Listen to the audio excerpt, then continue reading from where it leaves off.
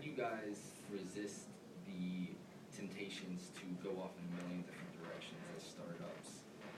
And how did you really come across the core message that you want your company to be built around? It sounds like all of you have devised your businesses around a feeling and a passion. How did you translate that into a company ethos to then to promise to customers or promise to investors? Well, I will speak to the issue of seeing a lot of opportunities.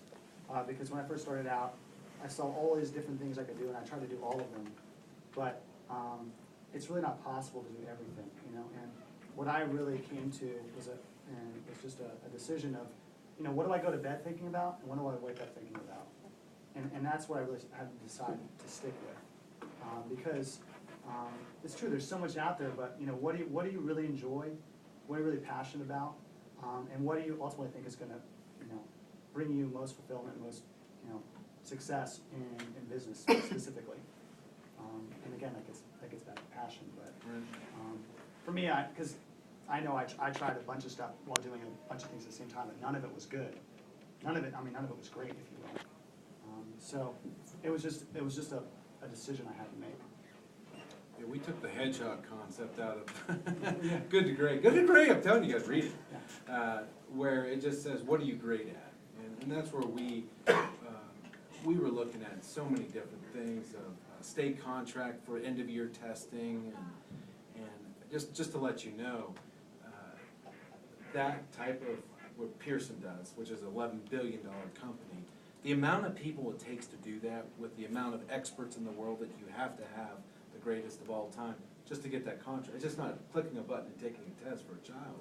So what we ended up doing was focusing in on what are we great at. We are great at what they call formative testing.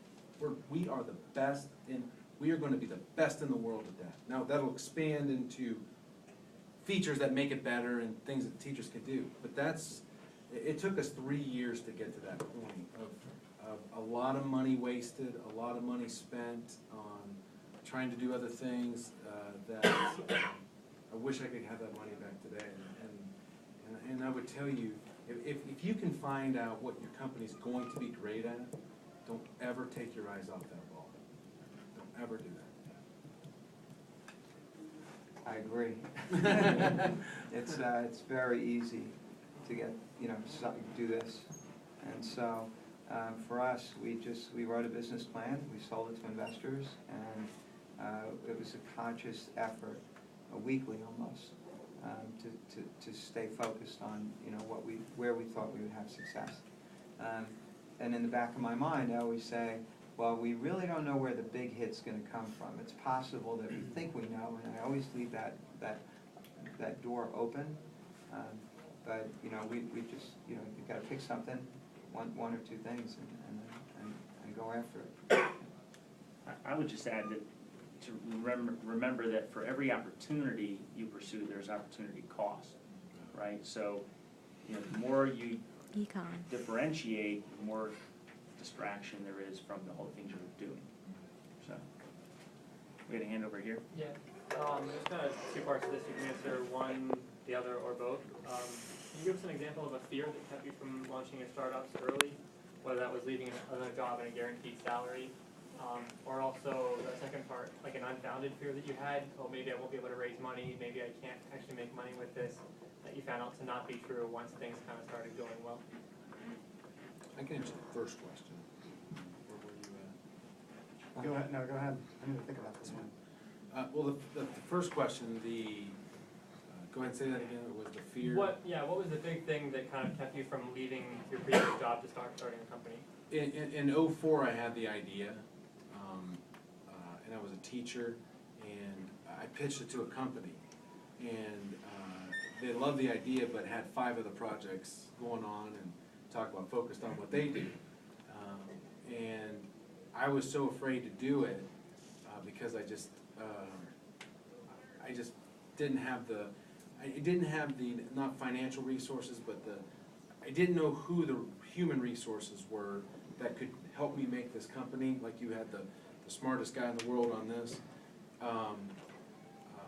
where when my best friend, and I'll tell you, he's also an owner of the company, it wasn't until he said, it was never about money with us, because we could have at any time funded it.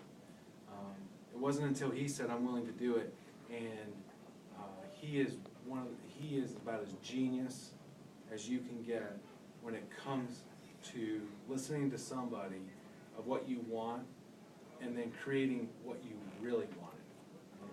You'll understand that later when you get it. To have that ability, I have never seen it, I don't find it, I'm around a lot of businesses. He is as brilliant as they come. So it wasn't until that fear was a fear of, I can't do this by myself, I don't have anybody to pull. And then it wasn't until 2 years later when, on that drive, that we decided to do that. For me, I think that I didn't really have a fear of starting the business per se.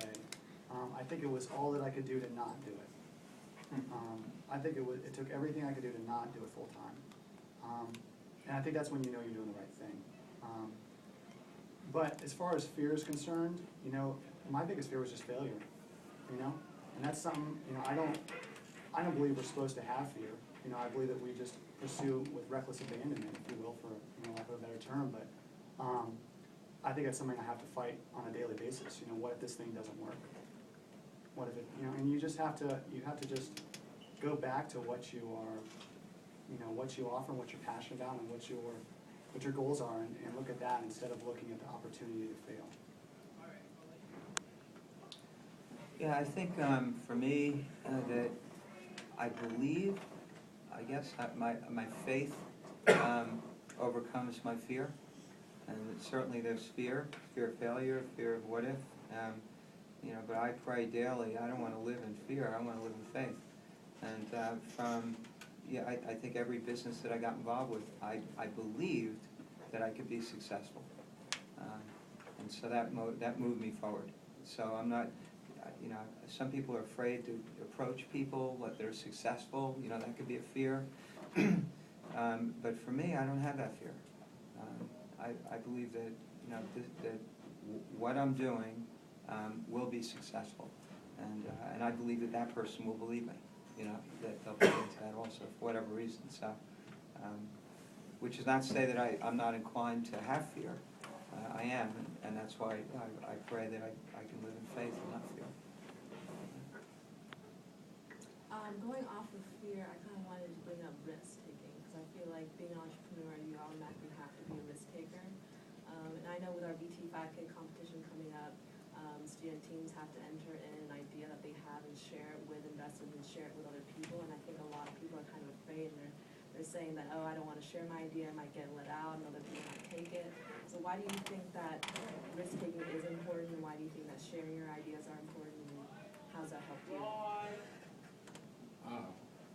Well, to answer your question about someone taking your idea, I went to a conference earlier this year, and I forget who I was talking to, but they said that they shared their idea with everybody.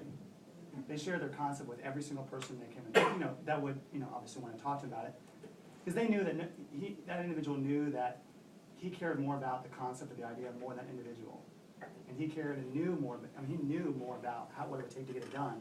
And he would share it to get their perspective and get their insight. And so he wasn't afraid of somebody else taking the idea, because he knew that ultimately it was his. And no one can. People that are looking for it, they're not going to run with that.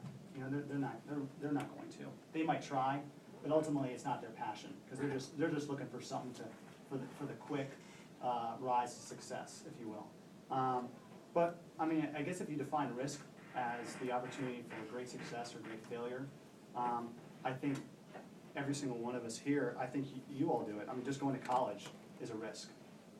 Being in this group here is a risk. Because there's an opportunity to fail, but there's also a great opportunity for success. And I think that you don't really think about it like that all the time. But, Yeah. but it's just, it comes with the job.